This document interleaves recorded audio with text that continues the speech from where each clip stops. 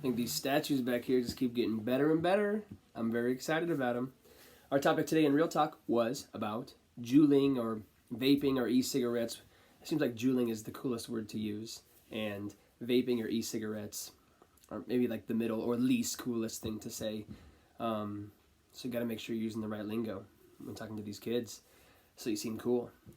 But the question really was to them, what's so cool about it? What's such the attraction? What's so interesting about it? And we did have some kids get up and talk. Most of the kids were negative on it, because I'll tell you what, when I open my news app, I see all the time on my news app about new kids, being hospitalized and even dying from vaping, which is just even a short-term result of vaping, not to mention maybe a more long-term reality of this situation that we find ourselves in, especially those of us that have students or are interacting with students quite a bit. But they definitely said, there is a temptation with peer pressure, and I referenced it's no different than when some of us were kids, seeing those older kids who were smoking, seeing those older kids who were drinking, which is obviously a reality for these kids as well, doing drugs, etc. You see these older kids doing it. It seems like it's cool. It seems like it's edgy. It seems like it's tempting and attractive, and you want to do it. But for some of these kids, they find themselves trying these things, and it's not exactly what they thought it was going to be. And they maybe do get a little buzz off some of these things, but as we know, there are consequences after you do feel these buzzes, whether how your body reacts to it, etc. So there were some negative things said in regards to that as well. But yeah, a lot of the kids were just negative on it, and I told the kids from what I've been able to uncover that it seems like these Juuls and things like that came about to help adults who were smoking to stop smoking, similar to maybe like Nicorette gum was another thing we talked about. But kids found these things as not only appealing to adults because you don't have the smoke, you don't have all these different negative things. You don't have the smell, you don't have the lighting it up, you don't have to smoke a whole cigarette. You can just take one rip off of it.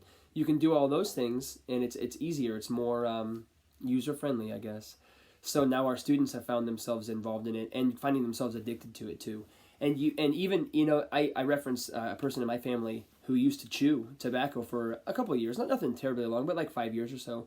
And now even to this day, which is like 30 years later, this person still finds themselves, like when they smell the kind of chew that they used to chew, their mouth waters and they get that feeling again. And so it's almost like it never goes away. There's always a little remnant there of addiction.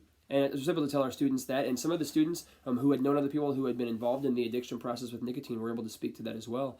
So hopefully it dissuaded some of our students who might think like, oh, well, what's the big deal? I'll do it once and it's all going to be okay. To be like, hey, look at this. You do it one time. Does anyone expect to be an addict when they rip one Juul or when they smoke weed or drink alcohol? No one expects to be an addict. Someone's looking to have a good time. Someone's looking to get that buzz. We also had students asking what is a buzz? What does that mean? So just a brief aside, I was able to tell them, when adults drink coffee, when they drink alcohol, when they smoke cigarettes, when we do these things, it changes the way that our body feels. And many adults like it, some don't. It doesn't affect everybody the same, but they do it for the feeling that they get. But it comes with undesired consequences many times, which is one of them is addiction. So hopefully our students are able to see that this buzz does come with consequences. I said even with coffee, man, if you're drinking coffee all day long, you're going to have that crash. How many 5-hour energy commercials do we see? So there's consequences to the things that we do when we're searching after these good feelings. It seemed like most of our students were negative on vaping, which is a good thing to hear. And to hear other students be negative on it, I think goes in the positive direction. But high school does come for these students, and things I was able to tell them, things aren't always so easy. When you're a middle school kid, similarly to how we've talked about abortion on here, it seems like, yes, I'm definitely not going to vape, because who would do that? It's bad for you. But all of a sudden you find yourself at a party, people are doing these things, and next thing you know, you ripped your first vape. With that being said, our next topic is going to be, and we talked about this last time too, last semester, if you're going to go to a party and you know that bad things are going to happen there, should you go or should you stay at home?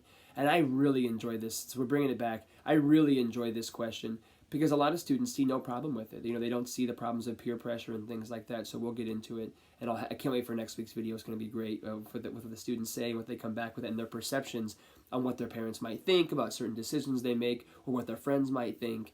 Because peer pressure isn't really a thing, is it?